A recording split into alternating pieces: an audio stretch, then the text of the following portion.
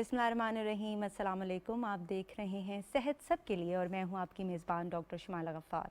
नाज़रीन, आज के प्रोग्राम में हम हाई ब्लड प्रेशर के हवाले से गुफ्तगू करेंगे। हाई ब्लड प्रेशर किसी ज़माने में समझा जाता था कि अमीरों का और बड़े बूढ़ों का मसला है, लेकिन अब तो 6 साल के बच्चे में भी इसकी इतलात हैं। अगर हम पाकिस्तान को देखें तो पाकिस्तान में भी हाई ब्लड प्रेशर का मर्ज़ बहुत ज़्यादा बढ़ता चला जा रहा है और बसा औकात मरीज़ को ख़ुद भी पता नहीं होता कि उसको हाई ब्लड प्रेशर का मसला लाहक है और इसी वजह से इसको साइलेंट किलर भी कहा जाता है। आज के प्रोग्राम में हम इस पर डिटेल डिस्कशन करेंगे। अगर आप हमें कॉल करना चाहते हैं तो हमारे नंबर्स आपको स्क्रीन पर दिखाई दे रहे हैं। द नंबर्स आर 0519212 0519212 इन दोनों नंबर्स पर आप हमें कॉल कर सकते हैं। हमारे साथ प्रोग्राम में मौजूद हैं मेजर जनरल अज़हर महमूद कियानी साहब, जो कि एक रिनाउंड कार्डियोलॉजिस्ट हैं, किसी भी तारुफ के मोहताज नहीं हैं। सर आजकल चेयरमैन मेडिकेज सेंटर के तौर पर काम कर रहे हैं और बहुत सारे अहम ओहदों पर भी फाइज रह चुके हैं। अस्सलाम वालेकुम सर, जी, वेलकम टू द वालेकुम सलाम। प्रोग्राम। कैसे हैं आप? ठीक जी, ठाक हैं? अल्हम्दुलिल्लाह, अल्लाह ताला जी, करम। हमने लास्ट वीक भी हाइपरटेंशन पर बात की थी और मैं चाह रही हूँ कि उसी टॉपिक को हम आगे लेकर चलें, क्योंकि ये एक बहुत कॉमन सा मसला बनता जा रहा है। हमने बताया कि ब्लड प्रेशर लेने के लिए आप डिजिटल जो एपरेटस है उसको यूज़ कर सकते हैं, लेकिन सर राइट टाइम क्या है? किस वक्त ब्लड प्रेशर लेना चाहिए? डॉक्टर के पास जाने से पहले क्या एक रिकॉर्ड मेंटेन करना चाहिए आपको? उसमें नॉर्मली तो बेस्ट ये होता है कि आप उस वक्त अपना ब्लड प्रेशर लें जब आप बिल्कुल रिलैक्स्ड हो, ठीक है। टेंशन में ना हो, आपकी बाजू ऐसे खड़ी हुई ना हो, रिलैक्स्ड हो बाजू, क्योंकि थोड़ा सा अगर पोस्चर आपका जो है वो चेंज होगा तो आपका ब्लड प्रेशर इरोनियसली ऊपर की रीडिंग दिखाई देगा। तो टाइम तो कोई भी ऐसे जब आप रिलैक्स हो, सुबह हो जाए, दोपहर हो जाए, शाम हो जाए, कि वो कैसी है। जैसे आपने कहा कि ये तो सिम्टमलेस डिजीज़ है, इसकी अलामात कोई नहीं है, आप चेक करते हैं तो पता चलता है। आप दवाई भी खा रहे होते हैं तो आपको नहीं पता होता कंट्रोल हो रहा है या नहीं हो रहा, और आप जब चेक करते हैं तो फिर पता चलता है जी कि 140/90 से नीचे है कि नहीं कंट्रोल। उसको कंट्रोल करना बहुत, जैसे मैंने पिछले प्रोग्राम में कहा था कि अगर आपको ब्लड प्रेशर है तो इसमें परेशान होने की कोई ज़रूरत नहीं।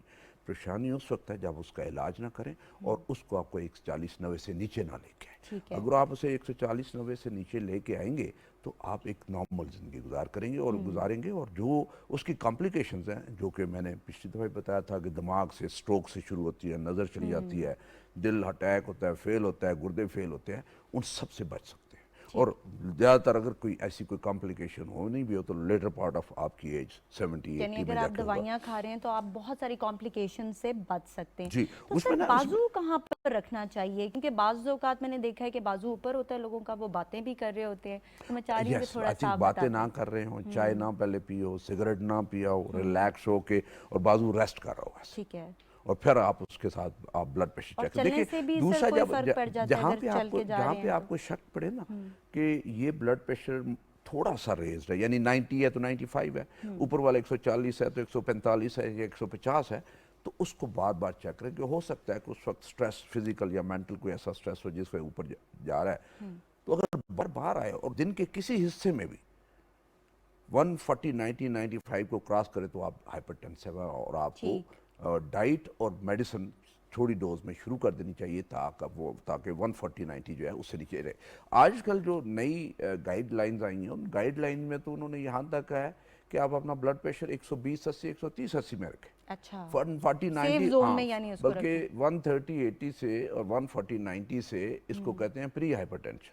बिल्कुल, प्री यानी अगर किसी हाइपरटेंशन का का ब्लड नाम प्रेशर दिया 130 और जाता है। 140 के दरमियान रहता है तो उसे ब्लड प्रेशर होगा, वो पोटेंशियल मरीज वो है, वहाँ पर जा रहा है वो जहाँ जा पर रहा उसका है। ब्लड तो प्रेशर हम बढ़ तो जाएगा। उधर ये सीधी तरीके से बताते हैं कि जी कि आप अपना ब्लड प्रेशर 140/90 से नीचे रखें। जो पुरानी गाइडलाइन थी वो ये वाली है, नई गाइडलाइन में ये है कि 120/80, 130/80, और अगर किसी को शुगर है और सही। किडनी फेलियर है और ब्लड प्रेशर है तो उसको अपना ब्लड प्रेशर 110/70, 120/70 के यानी फिर रखे। आपने फर्दर इसको कम करना है ठीक है, ताकि लोअर कर जितना देना रेज है। ब्लड प्रेशर होगा आपके गुर्दों को डैमेज कर रहा होगा। सही सही। हाँ जी। तो सर ये जो स्ट्रोक हो जाता है तो ये किस तरह से स्ट्रोक होता है? मैं थोड़ा समझना चाह रही हूँ कि आपने कहा कि स्ट्रोक हो जाता है, फालिज हो जाता है, तो आपकी शरीयानें जो हैं वो तंग हो गई हैं, तो ब्लड कम जा रहा है ब्रेन देखिए, को? हाँ जी, बिल्कुल, आई थिंक ये बड़ा वैलिड प्रोग्राम है। जो आपका क्वेश्चन है वैलिड क्वेश्चन है।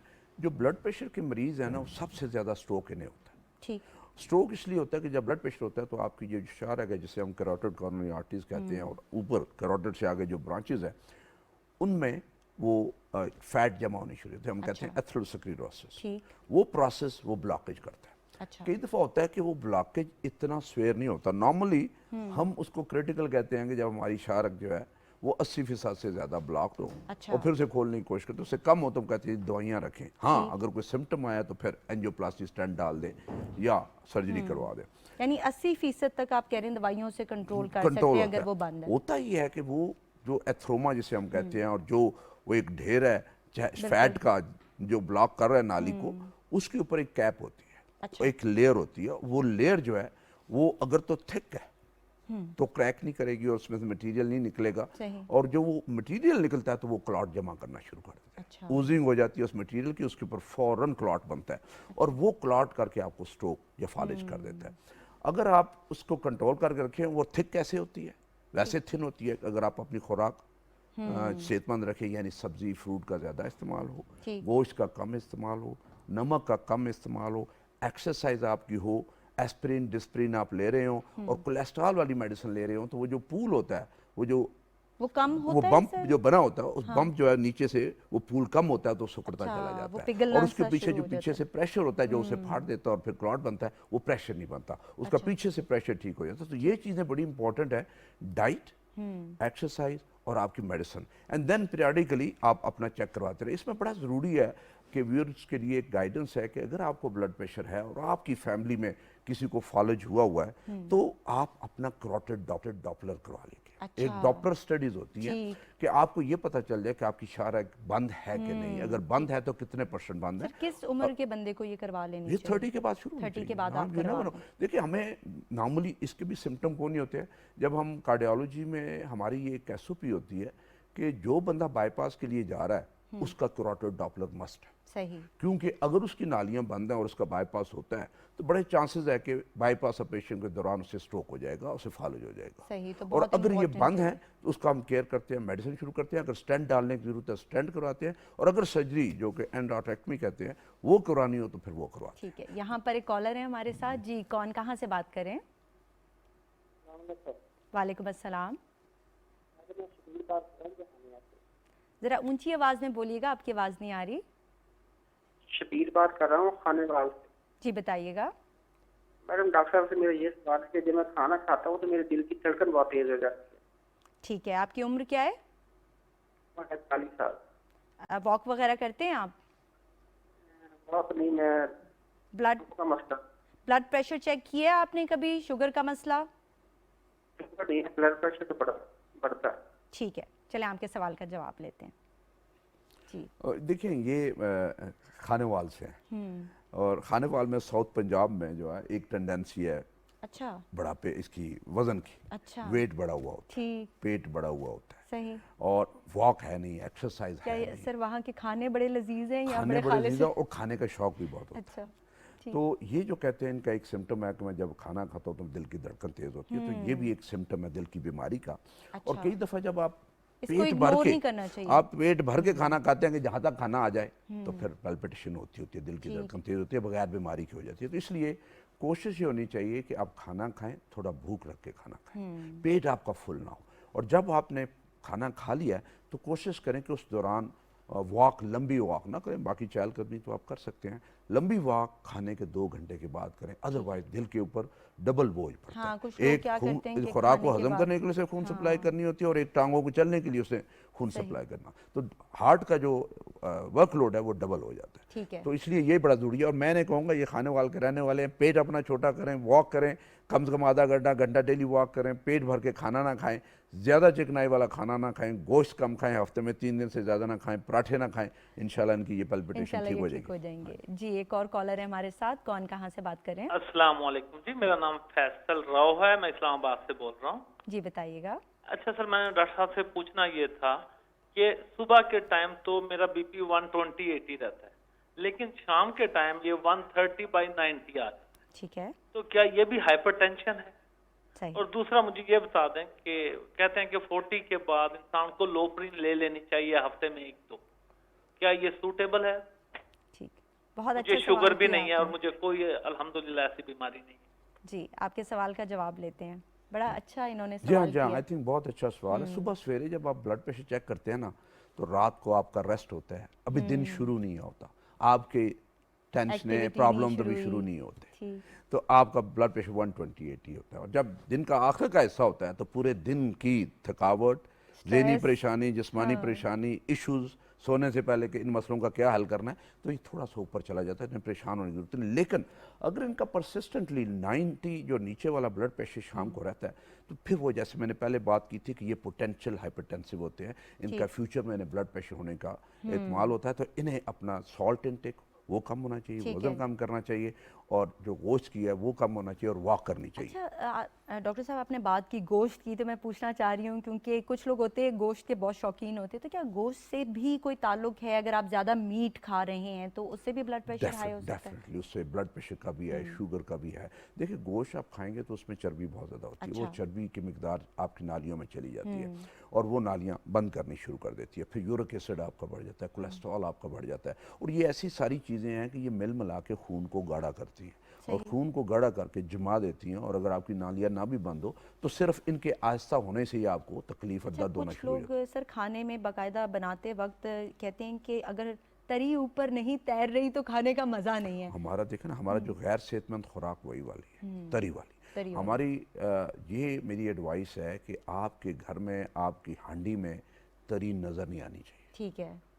और अगर आए तो उसे निकाल दे, बाहर निकाल निकाल दें, दे। बिल्कुल। ख्वातीन का होता है जी कि वो खाना मज़ेदार नहीं बनता अगर तरी ना डाले, और घर वाले कहते हैं तरी ना, जो मेरी खाने मदर वाला भी यही शौकीन है कहती वो है, वो कहता है खाना तरी ना है तो मज़ेदार नहीं खाने का होता। मज़ा नहीं है। लेकिन उसकी जो बीमारियां देखना, हमारे यहाँ लोग 40-50 की उम्र में हार्ट अटैक और फालिज से फौत हो रहे हैं, सही। और इनसे बचने का एक ही तरीका है कि अपनी खुराक ठीक करें, ठीक। एक्सरसाइज करें, वज़न ना बढ़ने दें, और जो नींद है अपनी 6 से 8 घंटे वो ज़रूरी पड़ी। अच्छा, नींद का भी इम्पैक्ट है, बहुत आप कह ज़्यादा रहे हैं। इम्पैक्ट, अच्छा, बहुत ज़्यादा होता ही है, अगर नींद डिस्टर्ब्ड है तो बहुत सारी चीज़ें डिस्टर्ब हो जाती हैं। बहुत ज़्यादा। आपकी शुगर डिस्टर्ब हो जाती है, आपका ब्लड प्रेशर डिस्टर्ब हो जाता है, आपको हार्ट अटैक हो जाते हैं, आपको स्ट्रोक हो जाता है, ठीक। वो स्ट्रेस होता है, वो जो होते हैं एग्जॉशन जो होती है, वो अच्छा खासा स्ट्रेस। हमारे पास बहुत सारे पेशेंट ऐसे आते हैं कि जिनकी हम एंजियोग्राफी करते हैं, उनको हार्ट अटैक हो चुके होते हैं, और जब एंजियोग्राफी करते हैं तो उनकी आर्टरीज में वो ब्लॉकेज नहीं होती कि उन्हें हार्ट अटैक होना चाहिए था। ठीक।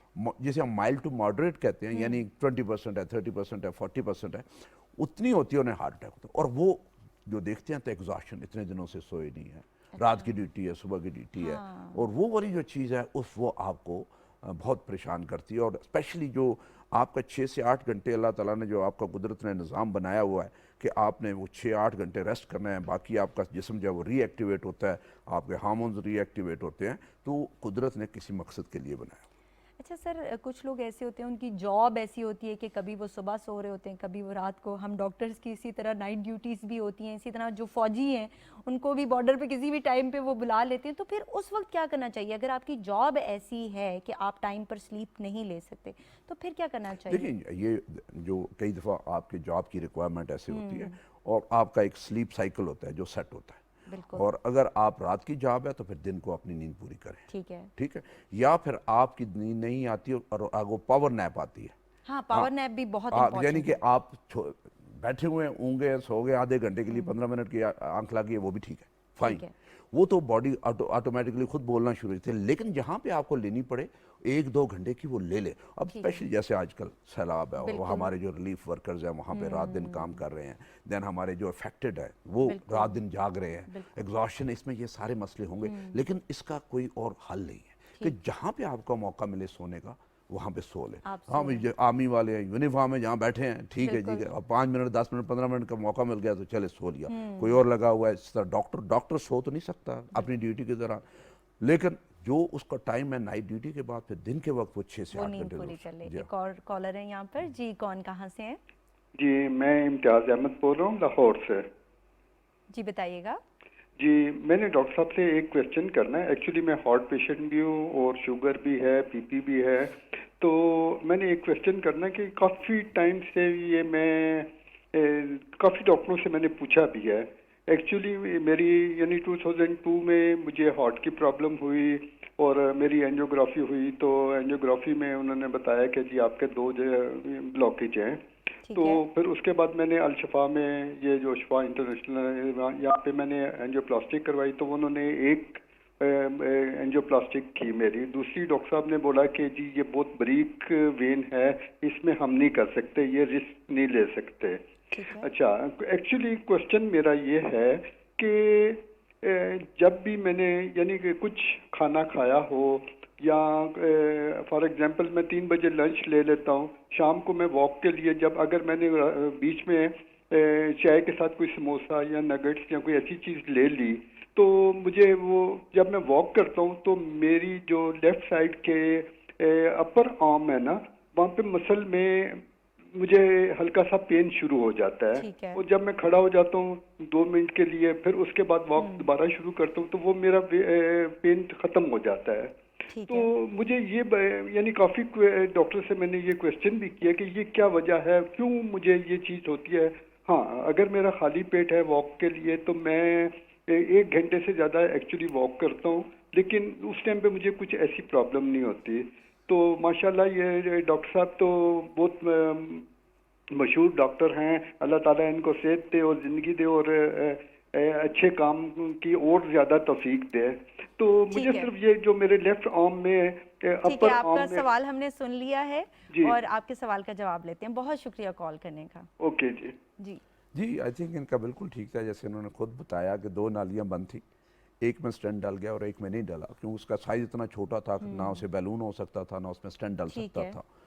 तो ऐसी सूरत में ये जो पेन बता रहे हैं, ये हार्ट का ही पेन है इनका। बिल्कुल। जो खाना खा के चलते हैं और बाजू में दर्द शुरू होता है, रुकते हैं तो वो ठीक हो जाता है। इसमें सिर्फ मेरा ये मशवरा होगा कि ये अपने जो डॉक्टर साहब इनके कार्डियोलॉजिस्ट हैं उनके पास जाएं और दोबारा अपनी से दवाइयाँ जो हैं वो ज़रा एडजस्ट करवाएं और आपका ये एंजाइना जो है इंशाल्लाह उससे बेहतर हो जाएगा। मैं आपको बताता चलूँ कि अगर कोई छोटी नाली है, बंद है और वो खुल नहीं सकती और उसको आप दवाइयों के साथ कंट्रोल करने की कोशिश करते हैं, तो उसका होता यह को छोटे से एरिया को सप्लाई करती है, इतना नुकसान नहीं होता कुछ को ठीक भी। है। तो ये एंग्जाइटी जो आपके जहन में होती है कि मुझे हार्ट अटैक ना हो जाए, ये कोई गड़बड़ ना कर दे, ये तो नहीं है, ये ऐसा नहीं है। जैसे ये अच्छा करते हैं कि जब चलते हैं तो पेन होता है तो रुक जाते हैं, रुक जाना जाते हैं, ये चाहिए। बड़ा पेन, इम्पोर्टेंट हाँ, है। ये बड़ा इंपॉर्टेंट है। जब भी पेन में पेन हो चलना तो नहीं रुक जाए। चाहिए। जब वो 5 मिनट रेस्ट करें, 10 मिनट रेस्ट ठीक होता है, फिर चलना शुरू कर दे। ये अपनी मेडिसिन जो है वो एडजस्ट करवाएं तो ठीक है। इंशाल्लाह इनके जो पेन वाला सिलसिला है वो ठीक हो जाएगा। और क्योंकि 2002 की बात कर रहे हैं, 20 साल हो गए हैं और काफी टाइम हाँ, उसमें फॉलो अप इन्हें टेस्ट वगैरह आपने ज़रूर करवाने चाहिए,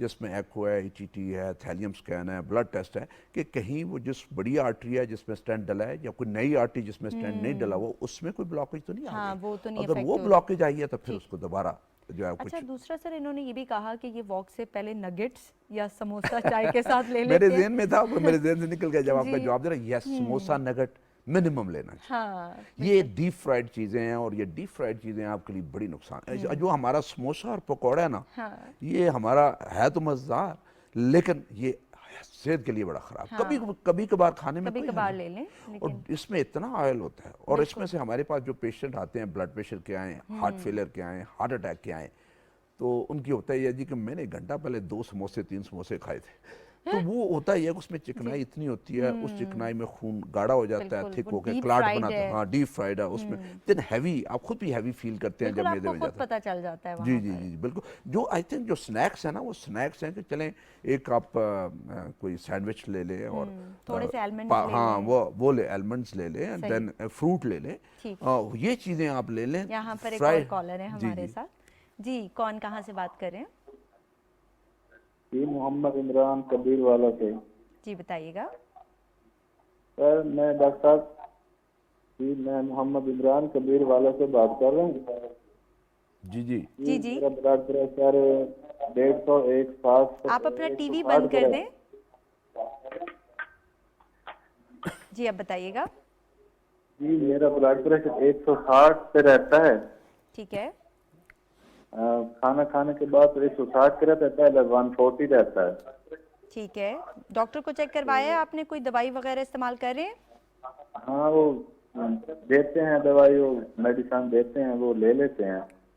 बाकायदगी से नहीं ले रहे? नहीं नहीं, काम मैं करता हूँ, ट्रैक्टर चलाता हूँ। ठीक है। शुगर है आपको? नहीं नहीं, शुगर नहीं है। ठीक है। वजन आपका ज़्यादा तो नहीं है? हाँ, वजन मेरा 95 किलो है। हाइट ठीक कितनी है। है? हाइट कितनी है आपकी? हाइट मेरी 6 फुट। 6 फुट है। ठीक है, आपके सवाल का जवाब लेते हैं।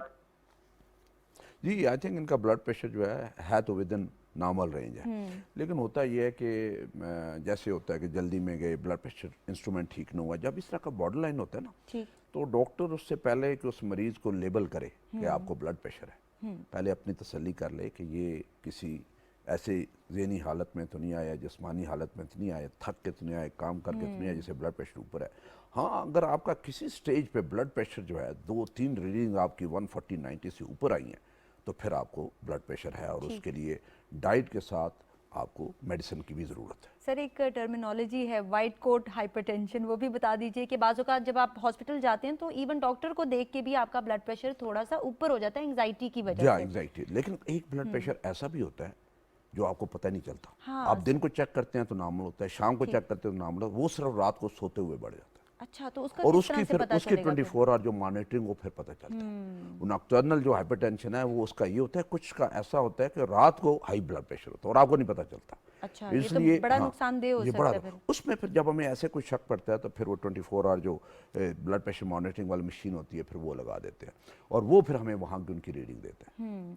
यानी एक गुड आइडिया अगर हम लोगों को देना चाहें तो वो ये है कि अगर आपको ज़रा सी भी अलामात आ रही हैं तो आप कोशिश करें कि अपने डॉक्टर को विज़िट कर लें, अपना ब्लड प्रेशर जो है वो चेक करवा लें, इस तरह लाइफस्टाइल मॉडिफिकेशन कर लें, वॉक ज़रूर करें, तंबाकू नोशी जो है उसको अवॉइड करें, खाने में नमक का इस्तेमाल कम करें, तो आप इसको बहुत हद तक कंट्रोल कर सकते हैं। लेकिन अगर आपको लग रहा है कि फिर भी आपका ब्लड प्रेशर हाई आ रहा है तो डॉक्टर के पास ज़रूर जाएँ और अपनी दवाइयाँ जो हैं उनको स्टार्ट कर दें। अच्छा सर, ये भी बड़ा मसला है कि बाज़ औक़ात लोग जो हैं वो दवाई लेते हैं और ख़ुद ही से छोड़ देते हैं। इस सवाल का जवाब मैं आपसे लूँगी, लेकिन यहाँ पर एक कॉलर ने हमें ज्वाइन कर लिया है। जी, कौन, कहाँ से बात कर रहे हैं?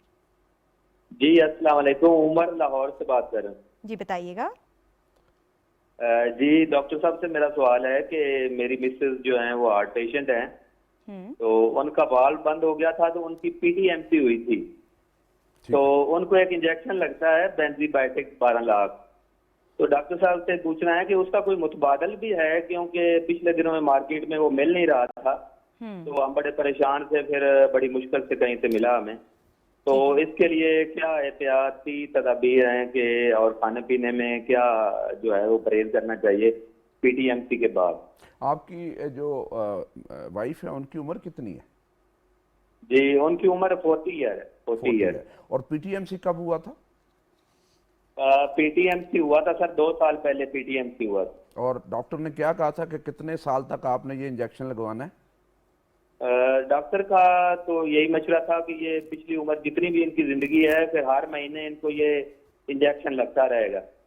जी, आई थिंक उसका होता ये है कि जब हम फर्स्ट टाइम डायग्नोज करते हैं और हम टेस्ट वेस्ट करते हैं और हमें वहाँ पे शक गुजरता है कि रूमेटिक फीवर होता है और उसकी वजह से आपके वाल्व बंद होते हैं, तो उसकी प्रोफिलैक्सिस, ताकि आपको दोबारा ये इन्फेक्शन हो ना, उसके प्रोफिलैक्सिस के लिए हर महीने ये इंजेक्शन लगाना पड़ता है। और अगर आपकी पीटीएमसी हो गई है तो हम फिर कोशिश ये करते हैं कि इस एज पे, यंग जो एज है अगर 18, 19, 20 है तो हम 5 से 10 साल लगाते हैं, लेकिन इस एज पे हम मैक्सिमम 4 से 5 साल तक लगाते हैं, फिर बंद कर देते हैं। और ये जो इंजेक्शन आप बता रहे हैं ये तो काफ़ी सालों से जो है पाकिस्तान में शॉर्ट है, और ये बेंजोबायोटिक जो है ये लोकली बनता था, ये भी शॉर्ट है।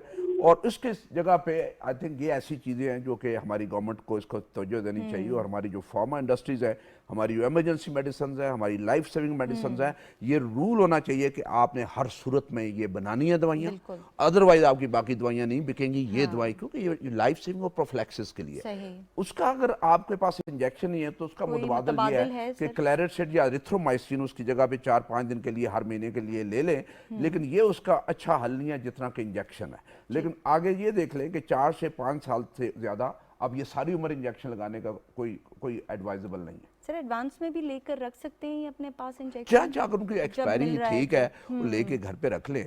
और ये बेसिक चीज़ है, सस्ता इंजेक्शन है, और सस्ता इंजेक्शन हो। और ये जो बीमारी है rheumatic fever, rheumatic heart disease, और जिस तरह का पीटीएमसी हुआ और वैल को बैलून से उन्होंने खोला, ये दुनिया के इस खित्ते में बड़े सगीर में सबसे ज़्यादा है। यूरोप में ख़त्म हो गई है, अमेरिका में ये बीमारी ख़त्म हो गई है, हमारे यहाँ ये कम्युनिटी की बीमारी है। बच्चों को, छोटे बच्चों को कम उम्र में 5 साल से ऑनवर्ड रूमेटिक फीवर होता है, घुटनों में, जोड़ों में दर्द होता है, गला खराब होता है, उसको उसी वक्त ठीक करना होता है। और अगर किसी का पॉजिटिव आया तो उसे 4-5 साल के लिए ये इंजेक्शन है प्रोफिलैक्टिकली ये लगाने पड़ते हैं। ठीक है, एक कॉलर ने हमें ज्वाइन किया है। जी कौन, कहाँ से बात कर रहे हैं? अस्सलाम वालेकुम सर, मैं फयाज खान बोल रहा हूँ इस्लामाबाद से। जी मसला बताइएगा। वो इस तरह कि मैंने 2011 में मैंने सिटी एंजियोग्राफी कराया था, तो उसमें से माइनर ये एक सीएडी में ना एलईडी में सॉरी एक माइनर ब्लॉकेट थी 20 to 30%। ठीक तो है। उसके बाद मुझे उन्होंने लॉपरन मॉनिटर और लिपिगेट पे शुरू करा दिया था। अच्छा, अभी जब मैंने दोबारा रिपीट कराया 10 साल के बाद सिटी एंजियोग्राफी, तो उसमें मेरा बिल्कुल क्लियर हो गया है। लेकिन यह है कि मैं ये कंटिन्यूस 10 साल से खा रहा हूँ, तो मेरा सवाल ये है कि क्या ये सारी उम्र आपने बीपी की गोली खानी होती है, या ये अभी अगर वो हार्ट वाला इशू क्लियर है? ज्यादातर मुझे ये गैस्ट्रिक वगैरह की वजह से मैंने देखा, जब भी मेरा बीपी हुआ है हमेशा ज्यादा, तो मैंने चेक कराया तो मेरा ये तमाम टेस्ट क्लियर आते थे, जो ईसीजी वगैरह बाकी सारे। तो मैं ये डॉक्टर साहब से पूछना चाहता हूँ कि क्या मैं ये इसको छोड़ सकता हूँ ब्लड प्रेशर की दवाइयाँ, या ये अभी कंटिन्यूस खानी है मैंने सारी उम्र? Thank you very much. Blood pressure आपका ठीक आता है जब चेक करवाते हैं आप? बिल्कुल, अभी तो इन दवाइयों के साथ ठीक आता है, लेकिन अगर मैं छोड़ देता हूँ तो फिर थोड़ा सा यानी ये फर्क होता है, मतलब थोड़ा ऊपर हो जाता है। चलें आपके सवाल का जवाब लेते हैं। जी, आई थिंक बहुत अच्छा इनका सवाल है, और ये जो ज़्यादातर हमारे मरीज हैं लोग हैं उनका अच्छा ये प्रॉब्लम होता है। सीटी एंजियो इनकी 2 रिपोर्ट है, पहले माइल्ड थी, दूसरे में क्लियर आ गई। पहले वाली ओवर रीडिंग तो नहीं हुई थी, या ये वाली अंडर रीडिंग तो नहीं हुई। ओके, ये देखना बड़ा जरूरी है। जहाँ पे आपको शक हो सकता है उस वक्त भी कुछ ना हो, ठीक। जो आपका 2011 में सीटी एंजियो सही, हुआ था, सही। और ये जो सीटी एंजियो ये भी नॉर्मल है। तो उसमें आई थिंक मेरी यानी ये false एडवाइस होगा, पॉजिटिव और false जी हाँ, नेगेटिव के चांसेस होते मैं हैं। हर साल इनको अपना स्ट्रेस टेस्ट ईटीटी जो है वो जरूर है। करवाना चाहिए, थैलीम करवाना चाहिए। वो हमें देखिए, हमारे ये टेस्ट कोई 100% तो बताते नहीं है, ठीक, ये 40% मिस कर देते हैं। ठीक। एंजियोग्राफी एक टेस्ट ऐसा है जो 100% कन्वेंशनल एंजियोग्राफी वो बताती है। सीटी एंजियो भी 5-10% मिस कर देते हैं। अच्छा, लेकिन अगर आपको सिम्टम्स हैं और आपको पता है जी कोई बीमारी नहीं है और मैं ठीक ठाक हूँ, लेकिन अगर आपको चलने से सीने में बोझ और दर्द होता है, उसको लाइटली ना जब तक कि आपकी सही तरीके से एंजियोग्राफी हो के आपकी कॉर्नरीज का ना पता चल जाए। मेरा इनको ये मशवरा कि यस, ये अगर वो क्लियर आया तो एस्प्रिन वगैरह बेशक बंद कर दें। वो कहते हैं मुझे बस डिस्पेप्सिया भी होता है, मैदे का भी इशू होता है, तो फिर अननेसेसरी लेने की कोई जरूरत नहीं। कोलेस्ट्रॉल अगर इनका ठीक है, लिपिड प्रोफाइल इनका ठीक है, तो फिर वो भी लेने और की ब्लड कोई प्रेशर की दवाई ये कह रहे वो थे लेते कि रहे। वो वो लेते मॉनिटर जो है, अगर इनका ब्लड प्रेशर मॉनिटर बंद करते हैं और 140-90 से ऊपर चला जाता है, फिर मॉनिटर बेशक लेते रहे। और बाकी जो चीज़ें हम बताते हैं, वॉक करें, नमक कम इस्तेमाल करें, वेट को कम करें, नींद पूरी करें, ये उसके साथ चले। अच्छा सर, एक हमारे कॉलर थे, उन्होंने ये भी पूछा था कि 40 साल के बाद क्या लोप्रिन खुद से इस्तेमाल करना शुरू कर देनी चाहिए? ना, ये डेंजरस होता है। डॉक्टर के देखिए, कुछ कंडीशंस ऐसी होती हैं जहाँ पे लोप्रिन आपको नुकसान पहुंचा बिल्कुल, सकती है। ब्लीडिंग कॉज देखिए, कर हमारे सकती है। ऐसे मिसहैप्स हुए हैं कि हमारे कलीग से, और वो देन नॉन डॉक्टर्स भी थे, और उसमें उन्होंने यही ऐसे ही हेयर से लोगों से सुना और अपनी एस्प्रिन शुरू कर दी, सही, और देन सडनली दिमाग में ब्लीडिंग हो गई, बिल्कुल दिमाग और में दिमाग bleeding में हो खून जाती है। निकला, रग फटी, लीक हुई, ब्लड आया, और उन्हें स्ट्रोक हो गया और उनकी सही। डेथ हो गई। तो यंग 40s-50s में। सही। तो उसमें से आई थिंक जब तक देखिए, हम Self लॉपरिन जब medicate एडवाइस ना करें। करते हैं तो उसके रिस्क फैक्टर्स देखते हैं ठीक। कि मरीज को क्या इस लॉपरिन की जरूरत है कि नहीं। अगर उसकी फैमिली में डिजीज है, और चांसेस है इसको भी हो जाएगी, ठीक, और अगर उसे ब्लड प्रेशर और शुगर है और अनकंट्रोल्ड है, और उसे कहीं ना कहीं कोई थोड़ा बहुत फालिज का हल्का सा झटका लगा है या पता चला है, तो then he should be on aspirin. सही। अगर कुछ भी नहीं है और कोई रिस्क फैक्टर्स नहीं है, तो फिर मत लें, फिर मत लें। बिल्कुल भी ना लें, और डॉक्टर को जरूर दिखाएं अपने जी, डॉक्टर को। बिल्कुल। एक और कॉलर है यहाँ पर। जी, कौन, कहाँ से बात कर रहे हैं? अस्सलाम वालेकुम। वालेकुम अस्सलाम। मेरा नाम मोहम्मद अरशद बात करो सियालकोट से। जी सवाल करें। सब 2 साल सियालकोट से राना मोहम्मद अरशद। जी, सवाल करें अपना। डॉक्टर साहब, 2 साल से ना दिल का वाल लीक है, ठीक है। और साथ में सीपैप, मैं हॉस्पिटल से लाहौर में दाखिल था, तो सीपैप उन्होंने लगाया हुआ है, मुझे सांस का साथ मसला बना हुआ है। रात को जब सोता हूँ तो चारपाई के नीचे ना ईंटें रख के, तो उन जगह पे सांस मेरा जो बंद होना शुरू हो जाता है। ठीक है। तो ये ब्लड प्रेशर जो है 190 तक चला जाता है, एवरी टाइम 180-170 होता है। आपकी उम्र कितनी है? 38। 38। उन्होंने जो आपको वाल का लीक का बताया था, उन्होंने बताया था कि कितना लीक कर रहा है? क्या आपको ऑपरेशन या सर्जरी की जरूरत है? ये ऑपरेशन के लिए कहा था, बाईपास ऑपरेशन कहते थे होगा। हाँ, तो फिर कोरोना आ गया तो उस वजह से मैं डिले कर दिया। हाँ, नहीं, उसमें वो आपको करवाना चाहिए। देखिए, जो आपका ब्लड प्रेशर लीक, जो वाल्व आपका जो लीक कर रहा है ना, इसका एक ही हल है, ऑपरेशन। आप लेट करेंगे तो आपका दिल खराब होता चला जाएगा, कमजोर होता चला जाएगा, फैलता चला जाएगा, और बाद में ऑपरेशन के वो रिजल्ट नहीं मिलेंगे जो इस वक्त मिल सकते हैं। तो आपको चाहिए, ये भी जो आपको होता है सांस फूलता है, ये हार्ट फेल होता है। उस हार्ट फेल होने की वजह से आपके लंग्स में पानी भर जाता है और आपको दवाई जो है वो लेनी पड़ती है।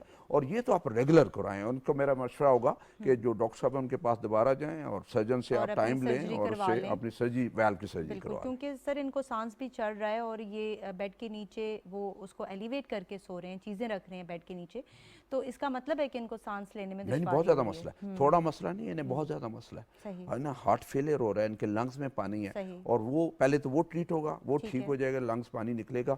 ये जब स्टेबल होंगे, जब सर्जन देखेंगे कि ये स्टेबल है और सर्जरी करने में कोई बहुत बड़ा रिस्क नहीं है और फ़ायदा है मरीज़ को, तो फिर वो सर्जरी करेंगे। सही। एक और कॉलर है यहाँ पर। जी, कौन कहाँ से बात कर रहे हैं? जी, कौन कहाँ से बात कर रहे हैं? हेलो, जी बताइएगा। मैं राजा जहूर बोल रहा हूँ रालपिंडी से साथ। ठीक है, अपना मसला बताएं प्लीज। मेरा बाईपास हुआ है इधर इस्लामाबाद से ना 4 साल पहले। तो अभी मैं चलता हूँ तो मुझे 2-3 महीने के बाद बुखार हो जाता है, 3-4 दिन, और बहुत शदीद बुखार होता है। ठीक है। तो मैं उधर जापान में होता हूँ तो ड्राइविंग करता हूँ, अपनी गाड़ी चलाता हूँ, अपना काम है। तो मुझे क्या करना चाहिए, इसमें कोई मेरी हेल्प हो सकती है? तो अभी मैं इधर पाकिस्तान में हूँ तो आपका प्रोग्राम देख रहा था तो मैंने अभी कॉल मिलाया आपसे। आप गाड़ी चलाते हैं वहाँ पे आप पैदल चलते कितना है? तकरीबन 2 किलोमीटर सुबह, 2 किलोमीटर शाम को। गुड, ये तो आप अच्छा करते हैं। और बाईपास आपका 4 साल पहले हुआ था? जी जी सर, साहब ने किया था मरियम कंज्यूमर हॉस्पिटल। जी, आपका बुखार का आपके दिल के साथ कोई ताल्लुक नहीं है। आपकी जो बुखार चढ़ता है, कई दफ़ा होता है कि आप थक जाते हैं, आप एक्सरसाइज कर रहे होते हैं, थक जाते हैं, या फिर कई दफ़ा कोई वायरस या कोई ऐसी कोई बीमारी होती है जो बुखार आ जाता है, दिल का उसके साथ कोई ताल्लुक नहीं है, या आप एग्जॉशन पे आपको हो जाता है। अपनी वॉक जारी रखें, अपना जो परहेज़ है वो जारी रखें, और इस बुखार के लिए किसी मेडिकल स्पेशलिस्ट को वहाँ पे दिखाएं ताकि उस बुखार की वजह वो जान सके। सही, बहुत शुक्रिया कॉल करने का। अच्छा सर, बच्चों में भी बाज़-औक़ात देखा गया है कि ब्लड प्रेशर हाई हो जाता है, उसकी क्या क्या वजूहात हो सकती हैं? बच्चों का देखें, कई दफ़ा तो जेनेटिक होता है कि फैमिली में है तो आ जाता है, लेकिन बड़ा रेयर होता है कि बच्चों में हो। लेकिन बच्चों में फिर कई दफ़ा होता है कि कोई किडनी की डिजीज़ है, कहीं किडनी की रीनल आर्टरी स्टेनोसिस है, कहीं ट्यूमर है कोई किडनी का, उससे हो जाता है। और कई दफ़ा बगैर वजह के जो एसेंशियल हाइपरटेंशन हम कहते हैं, जिसकी कोई वजह ही नहीं होती, 95% में जो हमारे ब्लड प्रेशर हैं उसमें 95% में वजह नहीं होती, सिर्फ 5% में वजह होती है ब्लड प्रेशर होने की। बस वो जीन्स में है और आपको वो विरासत में मिलता है और हो जाता है। बस आपने आगे ये करना है, उसे कंट्रोल करके रखना और नॉर्मल जिंदगी गुजारनी है। बच्चों को जो है बड़ा ज़रूरी है कि उनके स्पेशल कफ होते हैं ब्लड प्रेशर मेजर करने के लिए, उसका साइज़ छोटा होता है, उसको स्पेशल तरीके से मेजर करना होता है। तो बच्चों के लिए हमेशा अपने जो पीडियाट्रिशियन हैं और चाइल्ड स्पेशलिस्ट हैं उनसे रब्ता करें।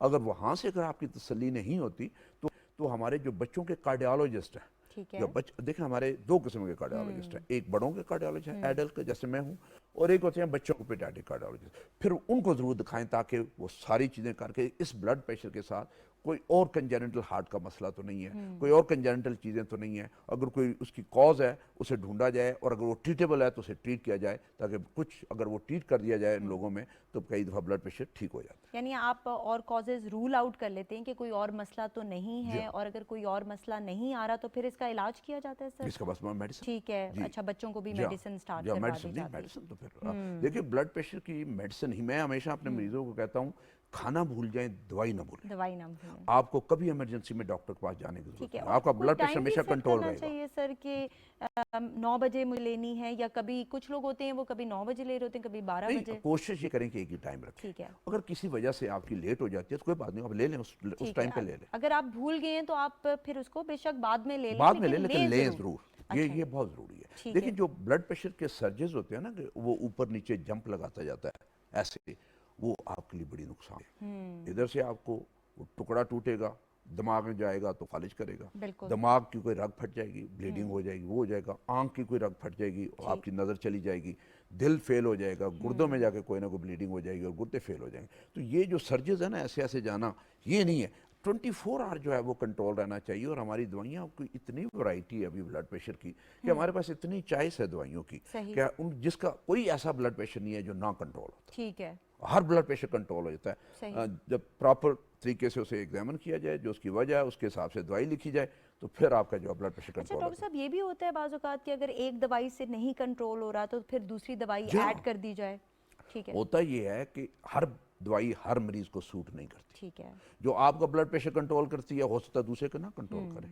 आपके अंदर जो ऐसे फार्माकोकाइनेटिक्स होते हैं कि जो वो उस पर असर नहीं होती, या उसके अंदर के जो सिस्टम ऐसे चेंज हुए तो उस दवाई का असर नहीं होता, उसके लिए फिर दूसरी दवाई चेंज करनी पड़ती है। और हर एक का डिफरेंट मोड ऑफ एक्शन है हर दवाई का, तो जो सूट करती है फिर वो दवाई लिखी जाती है। तो इसलिए आप ये ना करें कि एक डॉक्टर के पास गया तो मेरी ब्लड प्रेशर कंट्रोल नहीं हुआ तो फिर मैं दूसरे डॉक्टर के पास चला गया, फिर उसने एक नई लिख दी, फिर उसके नहीं हुआ, फिर तीसरे के पास चले गए। तो आपका डॉक्टर एक ही होना चाहिए। और जहाँ पे आपने 2-4 हफ्ते लगा के नहीं कंट्रोल हुआ, चेंज ना फिर करें, वो आपकी दवाई चेंज करें। वो हर कोई अपनी अपनी दवाई चेंज करे, अपने हर एक की लाइकिंग है। फिर हमारी जो इतनी वैरायटी है दवाइयों की, हर एक जो है वो अपनी मर्जी की दवाई लिखता है। तो अपने डॉक्टर जिस पे आपका इत्मीनान है, जो आपके एरिया का डॉक्टर है उस पर इत्मीनान है, उसकी दवाई लिखे। 4 हफ्ते तक इंतजार, 2 हफ्ते में मैक्सिमम असर होता है दवाई का। 2 हफ्ते आपको इंतजार करना पड़ता है उस दवाई का। कि वो तो कई दफा होता है कि आप दवाई लिखते हैं ज्यादा, ब्लड प्रेशर आपका नीचे ड्रॉप हो जाता है, बजाय फायदे के आपको नुकसान हो जाता है। आपके ब्रेन में अब ब्लड नहीं रहता, आपको फालिज हो सकता है लो ब्लड प्रेशर की वजह से। और यही हमारा मैसेज है, बार बार हम ये कह रहे हैं कि इससे आपका फालिज हो सकता है, आपकी किडनीज जो हैं वो फेल हो सकती हैं। तो ये जो 2 बीमारियां हैं, डायबिटीज और हाइपरटेंशन, इनको आपने वाकई सीरियसली लेना है। यहाँ पर एक कॉलर है हमारे साथ। जी, कौन कहाँ से बात कर रहे हैं? जी मैम, मैं अहमद बात कर रहा हूँ फ्रॉम मुल्तान। ठीक है, मेरा डॉक्टर साहब से ये सवाल है कि मेरे ब्रदर हैं, उनकी एंजियोप्लास्टी हुई थी तकरीबन 2 साल पहले, 2 स्टंट्स उन्हें डले हुए हैं, but in spite of the fact वो हाई ब्लड प्रेशर के मरीज हैं और उनका स्मोकिंग का बहुत इशू है और अभी तक उन्होंने स्मोकिंग नहीं छोड़ी। तो डॉक्टर साहब से मेरा ये सवाल था, कम से कम डब्बी एक दिन की वो पीते हैं, तो सर क्या इसमें सकते हैं? ठीक है, ब्लड प्रेशर की दवाइयाँ ले रहे हैं वो? जी, वो नॉन 36 की एज से नॉन डिजीज थे। ठीक है, आपके सवाल का जवाब लेते हैं। जी सर। जी, आई थिंक ये मैं हमेशा ये कहता हूँ कि हमारे मरीज जो है ना, मैं जब कोई स्मोकिंग कर रहा हो, उसे ब्लड प्रेशर हो, एंजियोप्लास्टी भी हो सकती हो और सिगरेट पी रहा हो, तो मैं कहता हूँ आप खुदकुशी कर रहे हो। हाँ, ऐसा ही है। आप खुदकुशी कर रहे हो, अपने भी पैसे ज़ाया कर रहे हो, अपना टाइम भी ज़ाया कर रहे हो, डॉक्टर का टाइम भी ज़ाया कर रहे हो। और ये हमें पता है कि सिगरेट नंबर 1 किलर है। ठीक है। आपके स्टेंट दोबारा बंद होंगे, आपको दोबारा जो है स्ट्रोक आपको हो सकता है, आपकी टांगों की बाजू की नालियां बंद हो सकती है। तो एक दफ़ा जब आपको झटका लग जाता है ना, तो फिर आप जब एक दफ़ा फालिज हो गया और आपके गुर्दे फेल हो गए तो उसे हम वापस नहीं ला सकते, नहीं कर सकते। देन आप डिसेबल्ड हो जाते हैं, फिर आप डायलिसिस पे चले जाते हैं। अगर स्ट्रोक हो गया तो आप मफलूज हो जाते हैं, आप अपाज हो जाते हैं, आप चलने के काबिल नहीं होते, बिस्तर पे पड़ जाते हैं। वो बोझ आपका भी बोझ है और फैमिली पूरी का बोझ है। पैसे का उन्हें उठा के बाथरूम लेके जाना है, डॉक्टर के पास लेके जाना है। और देन कुछ पेशेंट ऐसे होते हैं, उनको इतने लागू होते हैं या इतने उन्हें जो है वो वीकनेस होती है कि वो अपने कपड़े चेंज नहीं कर सकते, बिल्कुल बोल नहीं सकते। उनका पेशाब पे, छोटे और बड़े पे कंट्रोल नहीं होता, उन्हें डायपर बांधने पड़ते हैं। तो उस सिचुएशन से बचने के लिए एहतियात जो है वो आपकी बहुत जरूरी है। एक और कॉलर है यहाँ पर। जी, कौन कहाँ से बात कर रहे हैं? जी, जरा ऊंचा बोलिएगा। जी, अस्सलाम वालेकुम। वालेकुम अस्सलाम, बताइएगा। जी, सियालकोट से बात कर रहा हूँ, सलीम मोहम्मद सलीम जी, एम्बेड सियालकोट से। मेरा क्वेश्चन है, मेरे 2007 में मुझे स्टंट डाला था, मेरा एक्चुअली वो तो हार्ट का मसला हुआ था, एंजियोग्राफी वगैरह मैंने करवाई। तो उसके बाद ये है कि फिर मैं ठीक रहा काफी अर्सा। उसका फिर मेरे पित्ते में थोड़ा, पित्ते को उन्होंने लेप्रोस्कोपी को निकाल दिया। फिर दोबारा 2020 में दोबारा मुझे प्रॉब्लम हार्ट का मसला बन गया, चल नहीं कर सकता मैं। तो उन्होंने दोबारा, मैंने जब एंजियोग्राफी करवाई तो उनका आपकी वेन बिल्कुल 98% उसमें दोबारा स्टंट उन्होंने पास कर दिया। ठीक है। एक स्टंट उन्होंने कहते आपको और लगना है, लेकिन वो कहते कोई मसला नहीं, आप अभी इसको चलने दें। उन्होंने मेडिसिन कुछ ऐसी दी है, क्लोप्लेवक्स वगैरह, कंपोर वगैरह, जो कोलेस्ट्रॉल के लिए भी वो वगैरह वो मैं ले रहा हूँ। लेकिन उसके साथ ये हुआ कि मेरे मुंह का जो मसला है ना, वो थोड़ा सा दांत में शदीद किस्म का दांत खराब होना शुरू हो गया। तो कोलेस्ट्रॉल पहले मेरा तो ठीक रहता था, अब मेरा 120 पे आ जाता है।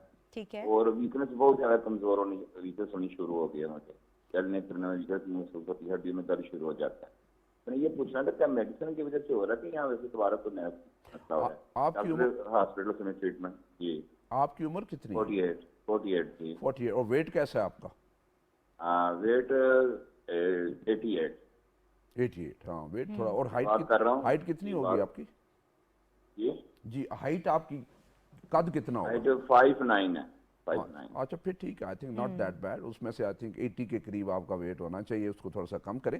लेकिन ये जो आपको बार बार स्टेंट डाल रहे हैं, बार बार जो ब्लॉकेजेस हो रहे हैं, उसमें से हम देखते हैं हमारे पास दो ऑप्शन होती हैं। एक ऑप्शन होती है जी कि अगर मरीज़ विलिंग नहीं है तो हम स्टेंट डालते चले जाएं, जहाँ पे नाली बंद होती है स्टेंट डालते चले जाएं। एक ऑप्शन ये होती है कि अगर आपकी नाली स्टेंट जो है वो कबूल ही नहीं कर रही और आप स्टेंट डालते हैं और चंद महीनों के बाद जो है वो स्टेंट बंद हो जाता है, तो इसका मतलब यह है कि आपकी नाली स्टेंट को कबूल नहीं कर रही, हम जो भी स्टेंट डालेंगे वो ब्लॉक हो जाएगा और बंद हो जाएगा। तो उसमें फिर हमारी सेकंड चॉइस ये होती है कि उन मरीजों की हम सर्जरी करवा लें, बाईपास करवा लें। तो आई थिंक आपके जो कार्डियोलॉजिस्ट है इस बेहतर पोजीशन में होंगे अगर आपकी एंजियोग्राफी हो और वो फिल्म बंदा देखे कि क्या आपकी नालियों की क्या हालत है। दूसरा ये है कि क्या आप अपनी दवाइयाँ बाकायदगी से खाते हैं कि नहीं खाते, और कभी छोड़ दी कभी नहीं। दवाई जो है उसको खाना बहुत ज़रूरी है। मैं हमेशा ये कहता हूँ कि ये सारी उम्र की बीमारी है, सारी उम्र दवाई खानी होती है। आप खाना भूल जाए, दवाई ना भूलें। मेरा जो पेशेंट डिसिप्लिन पेशेंट है जो दवाई बाकायदगी से खाता है वो मेरे पास कभी इमरजेंसी में नहीं आता और स्मोकिंग भी नहीं करता। ये चीज़ें बड़ी इंपॉर्टेंट, ये स्मोकिंग वाला जो सिलसिला है ये बहुत ही इंपॉर्टेंट है कि ये पूरा घर पीछे पड़े। देखिए सपोर्ट करने की जरूरत होती है। कुछ लोग जो है वो फैसला करते हैं फ़ौरन सिगरेट छोड़ देते हैं और उन्हें बड़ी मुस्तकिल इरादी होती है, लेकिन कुछ होते हैं कि उन्हें बार बार तलब होती है, चिड़चिड़े होते हैं, गुस्सा होता है, घर वालों पर जो है वो सारा गुस्सा नकार रहे होते हैं और उससे घर वाले तंग कहते हैं यार इन्हें सिगरेट दो, सिगरेट पिए हमारी जान छोड़े। वो वाली जो चीज़ है वो नहीं। फिर फैमिली की सपोर्ट चाहिए होती है, उनका चिड़चिड़ापन बर्दाश्त करना होता है, उन्हें सपोर्ट करना होता है, सिगरेट दोबारा शुरू ना करें, ये होता है। और आजकल जो हाँ वो बहुत जो चीज़ है ना, आजकल एक नई चीज़ जो आई हुई है कि अगर आपने हर कोशिश कर ली और सिगरेट नहीं छूटे और आपका कोशिश है कि मैं खुदकुशी करनी है और दोबारा हार्ट अटैक करवाना है, दोबारा फालिज करवाना है, तो फिर उसमें मेरा ये मशवरा होगा कि आप सिगरेट की बजाय फिर वो आजकल जो वेपर आ रहा होता है वो जैसे इलेक्ट्रॉनिक किस्म का, उसमें ज़रा कम निकोटीन होती है, बाकी चीज़ें कम होती हैं, फिर उस पे चले। हाँ, दो डॉक्टर वो एडवाइस नहीं करता, लेकिन एक बंदा है ही ऐसा जो छोड़ ही नहीं सकता। वहाँ से स्टार्ट कर सकते हैं, आहिस्ता आहिस्ता कम कर लें। और यहाँ पर एक और कॉलर है हमारे साथ। जी, कौन कहाँ से बात कर रहे हैं? मैं नौशाबा बात कर रही हूँ रावलपिंडी से। जी नौशाबा, बताइएगा। मैं नौशाबा बात कर रही हूँ रावलपिंडी से। जी, मसला बताइएगा अपना। मेरी उम्र अब है 18 साल और मैं सेकंड ईयर की स्टूडेंट हूँ। और मेरी ना 2015 में ना मेरे जिस्म में ना पानी हो गया था और मतलब मेरा जिस्म स्वेल होने लग गया था। तो मैंने टेस्ट वगैरह करवाए एमएच से, तो उन्होंने ना मुझे कहा कि आपकी ना हार्ट बीट बहुत कम है। फिर उन्होंने मुझे रावलपिंडी कार्डियोलॉजी हॉस्पिटल जो है वहाँ पर रेफर किया। फिर उन्होंने मुझे मेरे टेस्ट सब किए तो तब मेरी 20% हार्ट बीट थी, कम हो चुकी थी। तो अब 7 साल की स्ट्रगल के बाद मेरी हार्ट बीट पहुंची है 34%। तो अब मुझे अक्सर मतलब मैं कुछ खाना वगैरह मतलब के वो खा लेती हूँ, मतलब के चावल वगैरह कुछ खा लेती हूँ, उसके बाद ना मेरे दिल पे बहुत ज्यादा एकदम से बोझ पड़ना लग जाता है। और अगर कुछ समोसा कॉलेज में खा लूँ या कुछ वगैरह तो फिर मेरी तबीयत खराब होने लग जाती है। तो मैं चाहती हूँ कि मतलब कि कोई मेडिसिन तो मेरी जा रही है, तो मैं कहती हूँ कि मतलब कोई ऐसी वर्जिश वगैरह और ब्रेकफास्ट में मुझे ऐसा क्या लेना चाहिए कि जिसमें पूरे दिन में मतलब कि कोई इशू ना मेरे लिए बने। ठीक है, आपके सवाल का जवाब लेते हैं। ये आपने जो बताया हार्ट बीट 20 या 40 वाली जो आपने बताई है, ये हार्ट बीट थी या आपकी एको का ईएफ एजेक्शन फ्रैक्शन था? आई थिंक ये मोस्ट प्रॉबली ये वो डीसीएम के पेशेंट्स होते हैं, डायलेटेड कार्डियोमायोपैथी, जिनके हार्ट फैल जाते हैं, कमज़ोर हो जाते हैं, वो हार्ट फेलियर में चले जाते हैं, पूरा जिस्म सूज जाता है, पानी इकट्ठा हो जाता है, टांगे भी सूज जाती है, जिस्म भी सूज जाता है। कई दफ़ा जेनेटिक होती है, कई दफ़ा वायरल होती है, और कई दफ़ा जो हामला औरतें हैं उनमें होती है और डिलीवरी के वक्त ऐसी वो डैमेज हो जाता है मसल कि वो लेकिन वो अगर शुरू में डिटेक्ट हो जाए और उसका इलाज हो जाए तो उसके जो बुरे असरात वो काफ़ी कम हो जाते हैं। या हार्ट फेल होने में ये 20% जो है ना इनकी पंपिंग है, it's not the heart beat. ये 20% जो इजेक्शन फ्रैक्शन है और वो कहते हैं कि 30% भी हो गए जो कि बेहतर है। और उसमें से दवाइयाँ जो इनकी होनी चाहिए वो ये होनी चाहिए कि जो पानी जिस्म से निकाले, जैसे पेशाब आवर गोलियाँ, डाययूरेटिक्स जिन्हें हम कहते हैं, एंड देन नमक का इस्तेमाल कम हो और फिजिकल एक्सर्शन ज़्यादा ना हो, क्योंकि आपके दिल में ताकत उतनी है और उतना ही उससे काम ले जितना वो कर सकते हैं। और इसीलिए ये कह रही हैं कि जब अगर ये कोई हैवी चीज़ खा लेती हैं तो इनके दिल पर बोझ आ रहा होता है। वो इसलिए कि मैदा वो हजम नहीं कर सकता, दिल में इतनी ताकत नहीं है कि इतना ब्लड सप्लाई करे मैदे को हजम करने के लिए। अच्छा, ये बड़ा अच्छा सर, ये एक इंडिकेशन है कि अगर आपके दिल पे आपको बोझ महसूस हो रहा है तो आपको पता लग जाना चाहिए कि देयर इज समथिंग रॉन्ग, आपका जो दिल है उसको ज़्यादा एफर्ट करनी पड़ रही है। उसमें आई थिंक ये ज़्यादा उसमें इम्पॉर्टेंट है जो कि बड़े लोग हैं, एडल्ट जिनमें कॉर्नरी आर्टरी डिजीज है, नालियां बंद है और हार्ट, ये उनमें ज़्यादा ठीक है। है। इनका जो है सिलसिला वो फेल वाला। देखिए जब जो हार्ट फेलियर वाला मरीज होता है ना, जब उसके जिस्म में पानी पड़ा होता है तो उसके पानी यहाँ से शुरू होता है और नीचे टांगों तक जाता है, यानी सही। उसका खुराक वाली नाली भी सूजी होगी, उसका मैदा भी सूजा होगा, उसके जिगर भी सूजा होगा, उसकी आंतें भी सूजी होंगी। और जब तक वो आंतों में से वो पानी निकलता नहीं है, खुराक भी हजम नहीं होती ठीक और है। आप वो जान भी नहीं पकड़ते और ना आपको न्यूट्रिएंट्स मिलते हैं। सही। तो इसलिए बड़ा ज़रूरी है कि उस फेलियर को पहले ट्रीट करें ताकि मैदा आपका खुराक हजम कर सके और फिर जाके फिर दवाइयों का भी असर नहीं सर होता। यहाँ पर एक और कॉलर है हमारे जी। साथ। जी, कौन कहाँ से बात कर रहे हैं? अस्सलाम वालेकुम वालेकुम अस्सलाम। मैडम, खैरियत से? ठीक ठाक हैं जी, बताइएगा मसला। जी। मोहम्मद मोहसिन बात कर रहा हूँ कोयटा से। ठीक है। डॉक्टर साहब अस्सलाम वालेकुम। जी वालेकुम सलाम। जी सवाल कीजिएगा। डॉक्टर साहब, मेरी मदर इन लॉ है जी। तो उनको हार्ट अटैक आया था कोयटा में, हमने एंजियोग्राफी कराई थी। उसके बाद फिर हम उनको लाहौर उमर हॉस्पिटल ले गए थे तो उन्होंने वहाँ पे बाईपास करवाया था हमने। तो उनको कोयटा में कहा था स्टेंट की जरूरत है 2, बट वहाँ पे हमने बाईपास करवा दिया। तो उसके बाद भी उनका पेन नहीं खत्म हुआ, उनको शोल्डर में बहुत दर्द है, फ्रोजन शोल्डर है। तो उनके बाद कुछ अर्सा उन्होंने टैबलेट पे रखा, हम कोयटा है। फिर 1 साल बाद अब हम दोबारा भी कराची आए हैं। तो कराची के अंदर हमने उनको दोबारा दिखाया तबाह हार्ट में, ठीक है। डॉक्टर शाकिर अब साहब को। मसला उन्होंने क्या आ रहा है? उनका मसला ये आ रहा है मैडम कि डॉक्टर ने दोबारा उनकी थ्रिलियम स्कैन करवाया। थ्रिलियम स्कैन के बाद रिपोर्ट सही नहीं आई, दोबारा एंजियोग्राफी की। एंजियोग्राफी के बाद उन्होंने कहा पुराना स्टेंट सही है, नए जो है वो उनकी वाल जो है वो उसमें ब्लड सप्लाई नहीं हो रही है, बट थोड़ी सी सप्लाई हो रही है। अधर जो उनके स्टेंट वाले हैं वहां से थोड़ी सप्लाई हो रही है, मगर दर्द नहीं खत्म हो रही है। ठीक है, तो आप डॉक्टर साहब से क्या पूछना चाह रहे हैं कि क्या करना चाहिए आपको? जी, क्या मशवरा चाहिए? ठीक है, आपके सवाल का जवाब लेते हैं। आई थिंक जो आपने पहले बताया प्रॉब्लम कि उन्हें फ्रोजन शोल्डर है, तो अगर फ्रोजन शोल्डर है तो उसका दिल के साथ कोई ताल्लुक नहीं। हाँ, वो तो वो अलग ऑर्थोपेडिक का है सिलसिला। आप फ्रोजन शोल्डर है उसका इलाज करवाएं, दवाइयां दे, फिर बाजू की शोल्डर की मूवमेंट है उसको ठीक करें। वो हार्ट की वजह से नहीं, तो मेरा नहीं ख्याल आपको एंजियोग्राफी करवाने की भी जरूरत थी। एंजियोग्राफी तो उस वक्त होती है कि आपके स्टेंट डले हुए हैं, आप चलते हैं, आपके सीने में दर्द है, फ्रोजन शोल्डर तो एक तरफ रह गया। लेकिन अगर आपको चलने से सीने में बोझ और दर्द होता है और गर्दन तक जाता है और बाजू में आता है या पीछे आता है, फिर एंजियोग्राफी की जरूरत है। उनकी एंजियोग्राफी हुई, उनके स्टेंट सही काम कर रहे हैं, कोई ज्यादा मसला नहीं निकला। मसला फ्रोजन शोल्डर का, हाँ, तो वो उसका इलाज हो जाए। और वो दर्द कहते हैं अभी तक नहीं गया, वो उसे नहीं जाना था। आप ऑर्थोपेडिक वाले को अच्छे किसी को दिखाएं ताकि वो आपके उस फ्रोजन शोल्डर का इलाज करे, उसके इलाज की जरूरत है। एक और कॉलर है। जी, कौन कहाँ से बात कर रहे हैं? अस्सलाम वालेकुम मैम, फारूक बोल रहा हूँ मैं मुजफ्फराबाद कश्मीर से। ठीक है मैम, मुझे डॉक्टर साहब से सवाल करना है कि मैं 2019 में मैंने सिटी एंजियोग्राफी करवाई थी, तो उसमें कुछ मुझे ब्रिजिंग जो है वो शो हुई है, जो वैन ब्रिजिंग है जो भी होती है, तो -CAD उसमें आया था मेरा। तो तब से मैं लोप्रीन और रोवास्टेट और इस तरह कुछ ले रहा हूँ, रोवास्टेट और साथ कंकर 2.5। ठीक है। तो अब प्रॉब्लम ये आ रहा है कि मुझे मुसलसल तब से भी पेन होता है, कभी खत्म हो जाता है। पेन नहीं होता, दबाव से महसूस होता है, मसल जो होते हैं दब जाते हैं। मैं दिल की साइड अगर थोड़ा सा सोता हूँ तो मुझे बहुत शदीद पेन शुरू हो जाता है, तो फिर जो थोड़ा सा मसाज करता हूँ नॉर्मल हो जाता है। उम्र कितनी है आपकी? मैम मेरी 45 प्लस है और मैं बैडमिंटन का एक अच्छा प्लेयर हूँ, बैडमिंटन खेलता हूँ रोज में 6 से 8 गेम खेलता हूँ। उस दौरान मुझे नहीं दर्द होता। अच्छा, खेलते हुए नहीं इनको दर्द आता? जी जी, आई थिंक ये बहुत शुक्रिया कॉल करने का। ये बहुत फालतू मेडिसिन खा रहे हैं, कोई मेडिसिन नहीं खानी चाहिए। मसल ब्रिज होता है कि वो एक नाली होती है, हमारी सारी नालियाँ दिल के ऊपर पड़ी होती हैं, और कई दफ़ा कुछ में नाली जो है मसल में चली जाती है और फिर डिप करके फिर बाहर निकलती है, इसे हम मसल ब्रिज कहते हैं। और जब हार्ट बीट करता है तो स्क्वीज करता है। और कुछ लोगों को एक्सट्रीम एग्जर्शन, जैसे मैराथन रनर हैं, फास्ट रनर हैं, चढ़ाई चढ़ी, उस वक्त तकलीफ होती है।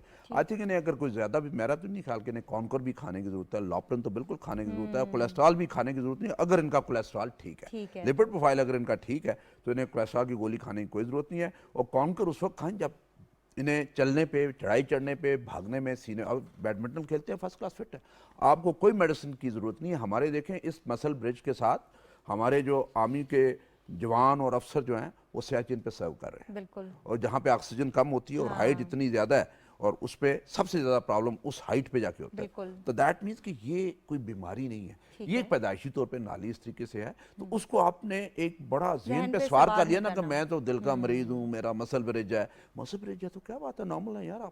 आपकी नाली बंद तो नहीं है ना, ब्लॉकेज नहीं है उसमें, वो नॉर्मल नाली है। तो आप उसको बिल्कुल जहन से निकाल देगा, आप दिल के मरीज है। ठीक है। थोड़ा सा यानी आपकी थिंकिंग का भी इसमें रोल है कि बहुत आपने जहन साइकोलॉजिकल। पे नहीं लेकिन लेना मैं इसको। हमेशा बड़ा ठीक है। केयरफुल होता हूँ जब अपने क्लिनिक में होता हूँ कि मैं मरीज को ये बात बताऊं या ना बताऊं। ना बताऊंगा तो ये फर्स्ट क्लास फिट रहेगा। हाँ। और मैंने से एक छोटी सी बात जिसका से नुकसान ही कोई बताऊंगा तो ये तो परेशान हो जाकर मैं दिल का मरीज हूँ। और वो अपना लेबल लगा लेता है, फिर हर जगह पे वो दिल को पकड़ के बैठ हाँ, जाता है। दिल ये को कहते हैं पकड़ के बैठ जाते मैं हैं। दाएं तरफ लेटता हूँ तो दर्द होता है, बाएं तरफ लेटता हूँ दर्द ये होता है। ये इसका psychological दिल है। का किसी करवट में लेने से कोई तलब नहीं। बहुत शुक्रिया सर आपके टाइम का।